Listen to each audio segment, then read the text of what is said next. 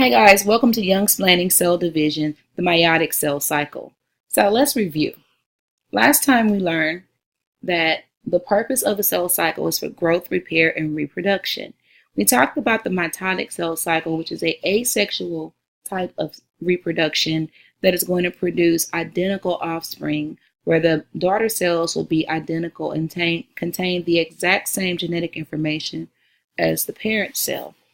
Today we're going to talk about the meiotic cell cycle, which is a sexual type of reproduction that requires two parents and will produce diverse offspring, having a combination of alleles from the maternal and a paternal source. Now, regardless of the type of cell cycle, interphase is the first phase. It is the preparatory phase, and it is the longest phase of the cell cycle. Interphase is broken up into three subphases. Gap 1, synthesis, and Gap 2. You have the G1 and the G2 checkpoints, and DNA is going to be replicated during the S phase, which means there will be a double in the amount of genetic information that is contained in the cell. Now remember that we use the letter N to represent the number of chromosomes, and so the diploid number, for instance, there are 23 pair of chromosomes in humans, so 2N would equal 46 because you would do 2 times to 23, which will give you a diploid number of 46. Now, M phase is the nuclear division of the cell cycle. M phase is going to differ between mitosis and meiosis. This is where your two cycles are different. There's only going to be one division in mitosis, whereas meiosis will have two divisions. Now, in mitosis, the division of the nucleus may or may not be followed by cytokinesis. And cytokinesis is division of the cytoplasm, because during the cell cycle, you do not have two separate cells until cytokinesis, when the cytoplasm actually divides. Some cells in humans are multinucleated because even though they divide their nucleus, they do not divide the cytoplasm. However, this is usually not the case. In meiosis, however, there will be a division of the cytoplasm for your gametes. Your gametes are your sex cells.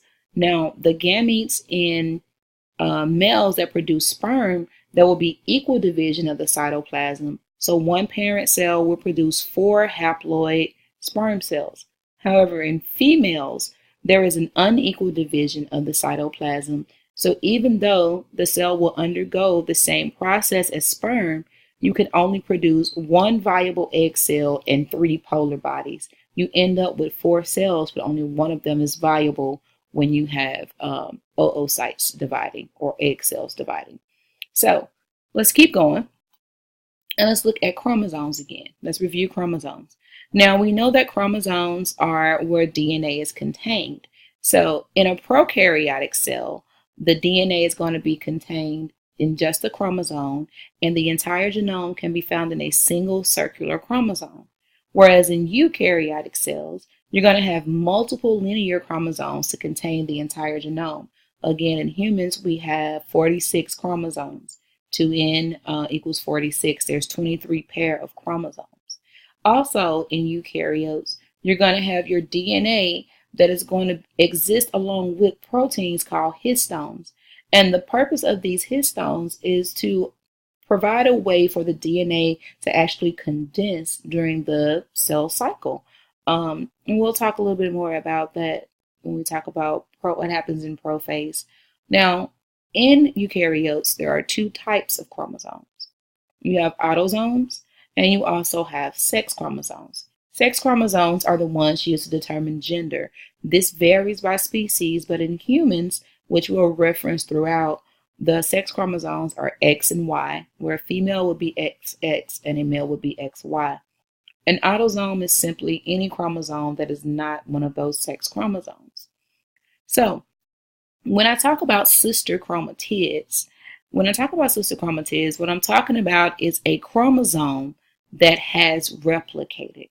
So when a chromosome replicates, it creates its identical sister. And so that's when we say sister chromatids. Now, if I have 1 chromosome from mom and 1 chromosome from dad, then we call those homologs because they will carry the same genetic information. So When each one of those chromosomes replicates, it replicates to make its own sister.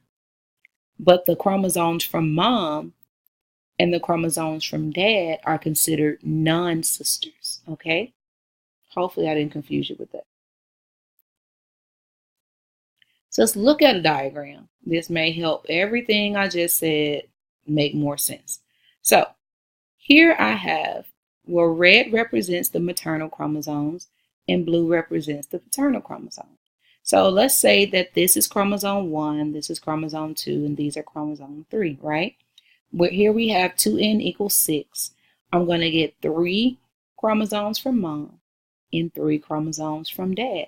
So I'll get a chromosome 1, 2, and 3 from mom and a chromosome 1, 2, and 3 from dad. Now, this is after the S phase of interphase. So at this point, these chromosomes have already replicated. So here I have a paternal set of chromosomes, and to each other, these are considered sisters. These are identical sisters. Now here I have another set. So let's say this is chromosome 2. Here's the paternal set, and here's the maternal set, right? So these two are sisters. These two are sisters. To each other, they are homologs. And then if I was to take one of these and look at one of these, they're considered non-sisters, okay?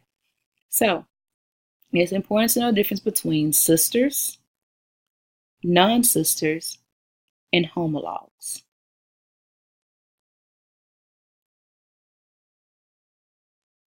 Now, how do we even know what chromosomes look like? Well, thankfully to technological advances, we have things like karyotypes. And a karyotype is simply a map of chromosomes.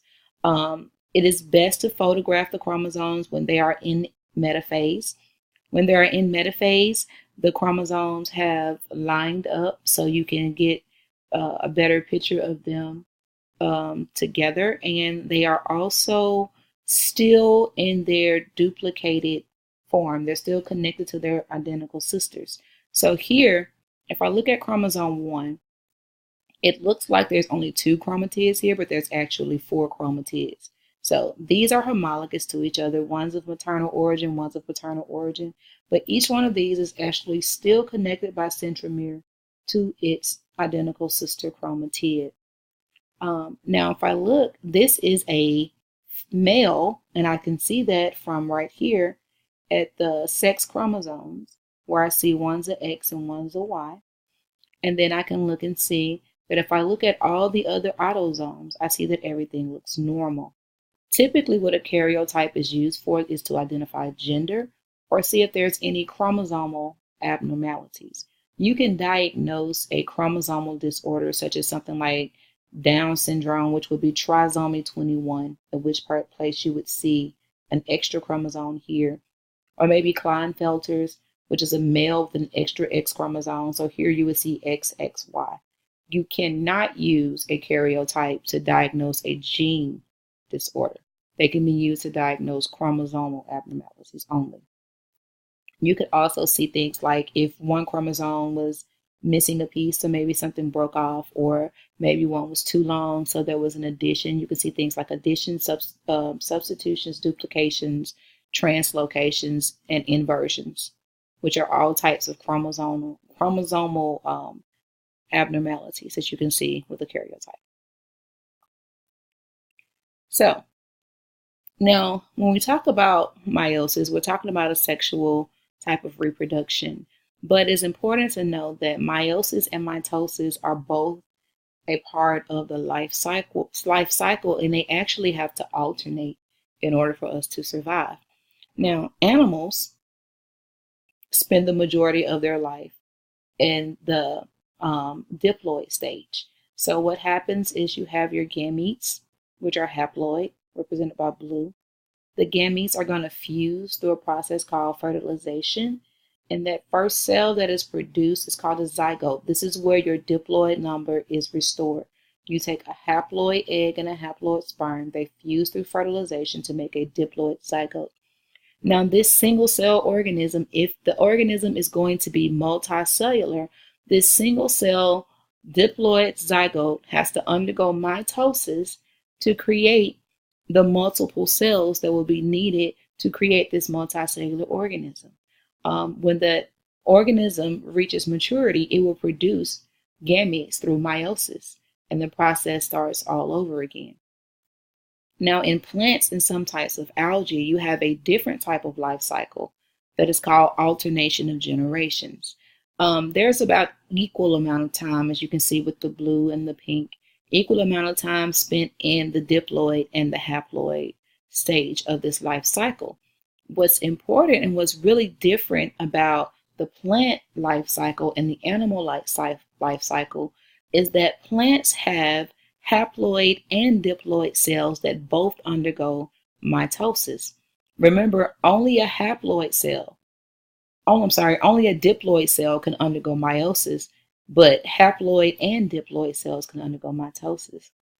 So in plants, if you were to start here where we have our gametes, and the gametes fuse through fertilization to produce a diploid zygote. This is a multicellular organism. So this zygote will undergo mitosis. And in mitosis, it's going to produce a multicellular organism called a sporophyte. Now, this sporophyte is going to undergo meiosis to produce the spores. What's unique here is that these spores are haploid, but the spores are not going to fuse through fertilization. Instead, these spores reproduce through mitosis to make another multicellular haploid organism called a gametophyte. The gametophyte will then release the gametes that undergo fertilization. So there's an alternation of life cycles here. There's an alternation between haploid and diploid. So with the sexual life cycle of meiosis, we know that there is a type of sexual reproduction that must occur. So you need a egg and a sperm. It also is going to increase genetic diversity, and it has to alternate with the fusion of gametes or fertilization in the life cycle. So you're going to have your gametes that will fuse. That fusion leads to the restoration of diploid number. Once the organism is mature, it produces more gametes. This is a type of sexual reproduction that will increase genetic diversity. So, what makes meiosis so unique? Interphase is only going to happen once, just like in mitosis. And interphase is going to double the amount of genetic information, where 2n equals 46. After the S phase of interphase, you're going to end up with, even though you still have 46 chromosomes, you're going to have 92 chromatids because the genetic information will be doubled. In meiosis 1 and the first cytokinesis, this is the unique part of meiosis. This is the special part. This is where you get your genetic diversity. After meiosis 1, you're going to have two cells. Those two cells are considered haploid with duplicated chromosomes because of the phenomenon of crossing over. And they're considered haploid duplicated because after crossing over, the sisters are no longer identical. They're no longer considered identical chromosomes. In this case, for each cell, your haploid number is 46, and you're going to have 46 chromatids per cell. So 46 chromosomes, 46 chromatids, because all 46 chromosomes are now different. There's no two strands of DNA that are identical in these two cells. Now, each one of these two cells that's produced will undergo a second division, a second nuclear division, without going back and reproducing more copies of the DNA. Because of that, each of those two cells divides, and you end up with 4 haploid cells. And now the chromosomes are unduplicated because this 46 chromosomes will split in half for each of the two cells. So now my haploid number is 23, and I'm going to have 23 chromatids per cell. If you've been keeping count, that's 92 all the way through. So if we look specifically at prophase 1, what we're going to see is that prophase 1, the chromosomes are going to pair into what's called a tetrad. So they're going to line up where they're going to find each other. Like the genes that are supposed to be together will find each other. So my sister chromatids from dad and my sister chromatids from mom are going to get side by side for each chromosome. So my chromosome 1s will be side by side. My chromosome 2s will be side by side. When they do this, they're going to form what's known as a synapsis. And that synapsis is an area where it's almost like little paper clips that hold the arms of the chromosomes together so that they can't like slip apart.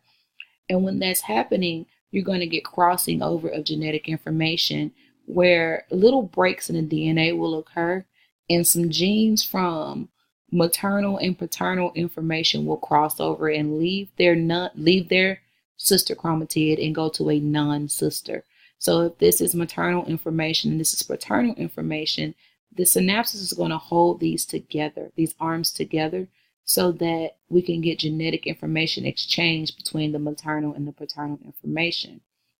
Now, when that crossing over happens, you get these little X-like regions between those chromosomes, and this is called the chiasmata.